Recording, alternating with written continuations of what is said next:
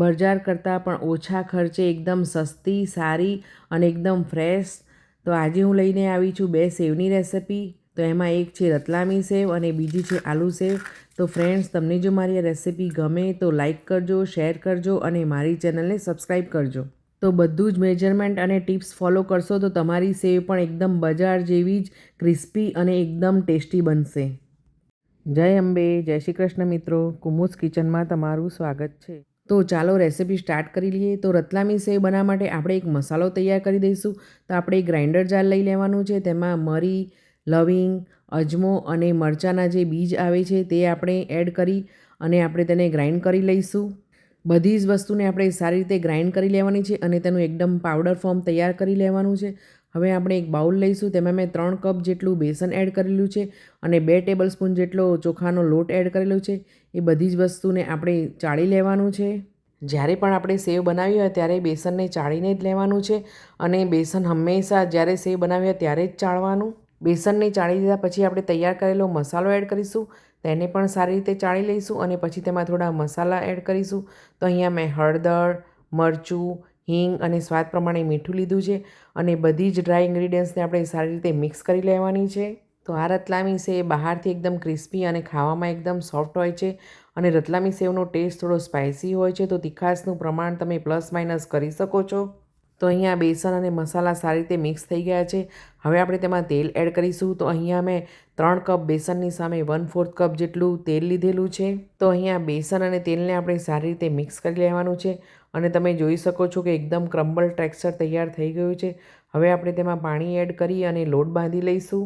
તો સેવનો લોટ બાંધવા માટે આપણે થોડું થોડું પાણી એડ કરતા જવાનું છે અને લોટ બાંધવાનો છે.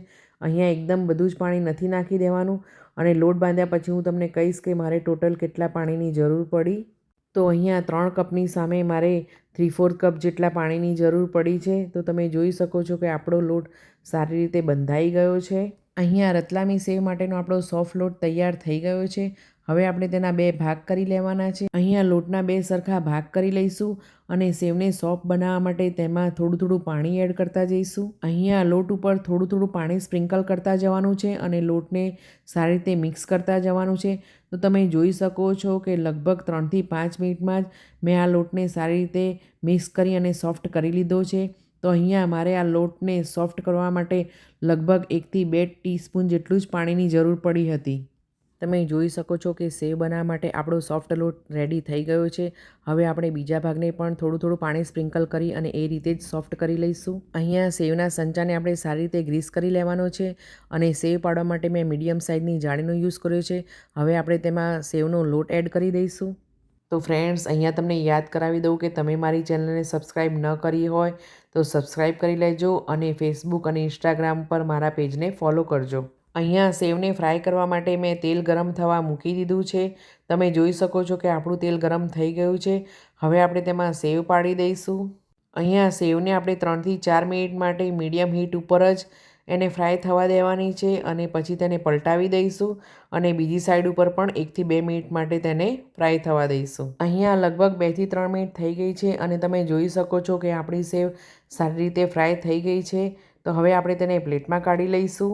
તો બાકી રહેલી બધી જ સેવને આપણે આ રીતે જ બનાવી દઈશું અને જો તમે એકવાર આ સેવ ઘરે બનાવશો તો તમે બજારમાંથી ક્યારેય નહીં લાવો.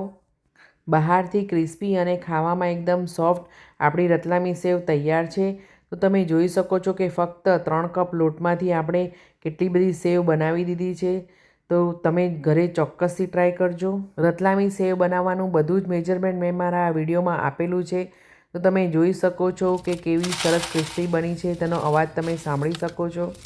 તો જોતાં જ ખાવાનું મન થઈ જાય તેવી આ રતલામી સેવની રેસિપી તમે તમારા ફ્રેન્ડ્સ અને ફેમિલીમાં જરૂરથી શેર કરજો અને તમે તેનો અવાજ સાંભળો કેટલી મસ્ત ક્રિસ્પી અને એકદમ ખાવામાં સોફ્ટ બની છે. તમે મારી આ રતલામી સેવની રેસિપી કયા સિટીમાંથી જોઈ રહ્યા છો તે મને કોમેન્ટ કરીને ચોક્કસથી જણાવજો. તો બજાર કરતાં પણ એકદમ સસ્તી, સારી અને ફ્રેશ અને ખાવામાં એકદમ ટેસ્ટી. તો મારી આજની બીજી રેસિપી છે આલુ સેવ. તો તમે ઘરે ચોક્કસથી ટ્રાય કરજો. ચાલો રેસિપી સ્ટાર્ટ કરીએ. અહીંયા મેં 2 બટેટાને બાફી લીધા હતા અને તેને છીણી લીધા હતા. કપના માપથી તે 1 કપ જેટલું થાય છે. તેમાં 1 કપ જેટલું બેસન અને 2 ટેબલસ્પૂન જેટલો ચોખાનો લોટ એડ કરીશું. હવે અહીંયા આપણે થોડા મસાલા એડ કરીશું. તો અહીંયા સંચળ, આમચૂર, ચાટ મસાલો, હળદર, મરી પાવડર, લાલ મરચું, ધાણા જીરું અને હિંગ એડ કરી અને બધી જ વસ્તુને સારી રીતે ચાળી લઈશું. તો અહીંયા તમને એક વાત જણાવી દઉં કે જો તમે સેવ બનાવવા માટે બજારના બેસનનો યુઝ કરશો તો તમારી સેવ એકદમ પરફેક્ટ જ બનશે. અહીંયા આપણે બધી જ વસ્તુને ચાળીને મિક્સ કરી લીધી છે. હવે આપણે તેમાં મીઠું એડ કરીશું. તો અહીંયા પહેલાં આપણે ચાટ મસાલો અને સંચળ પાવડર એડ કર્યો હોવાથી આપણે મીઠું આપણા ટેસ્ટ એકોર્ડિંગ જ એડ કરવાનું છે. હવે આપણે બધી જ વસ્તુને સારી રીતે હાથથી મિક્સ કરી લઈશું અને તેનો લોટ બાંધી લઈશું. તો આપણે અહીંયા લોટ બાંધવા માટે પાણીનો યુઝ નથી કરવાનો. તો અહીંયા લગભગ 6 થી 7 મિનિટ થઈ ગઈ છે અને તમે જોઈ શકો છો કે આપણો આલુ સેવનો એકદમ સોફ્ટ લોટ તૈયાર થઈ ગયો છે. તેને 1 ટીસ્પૂન જેટલું તેલ લઈ અને સારી રીતે મિક્સ કરી લઈશું અને તેને સિલિન્ડર શેપ આપી દઈશું. સેવના આ લોટને આપણે રેસ્ટ નથી આપવાનો. હવે આપણે સેવનો સંચો લઈ લઈશું અને તેને તેલથી ગ્રીસ કરી લઈશું. અહીંયા સેવ બનાવવા માટે મેં મીડિયમ સાઇઝની જાળીનો યુઝ કર્યો છે. હવે આપણે તેમાં લોટ એડ કરી દઈશું. ફ્રેન્ડ્સ, તમને હું યાદ કરાવી દઉં કે જો તમે મારી આ ચેનલને સબસ્ક્રાઈબ ન કરી હોય તો સબસ્ક્રાઈબ કરજો અને તમે મારા ફેસબુક અને ઇન્સ્ટાગ્રામના પેજ ઉપર જરૂરથી ફોલો કરજો. તો અહીંયા આપણું તેલ ગરમ થઈ ગયું છે. હવે આપણે તેમાં સેવ પાડી દઈશું.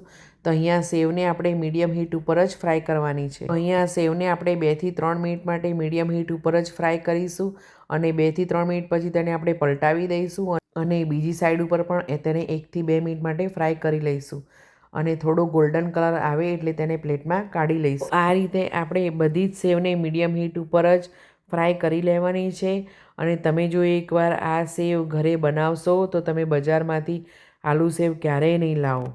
તો સેવ બનાવવા માટે બેસનમાં જો તમે થોડો ચોખાનો લોટ એડ કરશો તો તમારી સેવ એકદમ ક્રિસ્પી બનશે અને એકદમ બજાર જેવી ટેસ્ટી બનશે. આલુ સેવની બધી જ ઇન્ગ્રીડિયન્ટ્સનું મેજરમેન્ટ મેં આ મારા વિડીયોમાં આપેલું છે.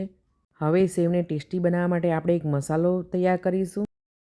તો અહીંયા એક પ્લેટમાં મેં મરચું, મરી પાવડર, ચાટ મસાલો અને સંચળ પાવડર લીધેલો છે અને બધી જ વસ્તુને આપણે સારી રીતે મિક્સ કરી લઈશું. આ મસાલો એડ કર્યા વગર પણ તમે સેવ ખાઈ શકો છો, પરંતુ આ મસાલો સેવ પર થોડો સ્પ્રિંકલ કરવાથી તેનો એકદમ ચટપટો બજાર જેવો ટેસ્ટ આવશે. તો અહીંયા સેવ ઉપર મેં બધો જ મસાલો સ્પ્રિંકલ કરી લીધો છે અને તેને સારી રીતે મિક્સ કરી લઈશું. તો તમે તેનો અવાજ સાંભળો, આપણી સેવ એકદમ ક્રિસ્પી બની છે.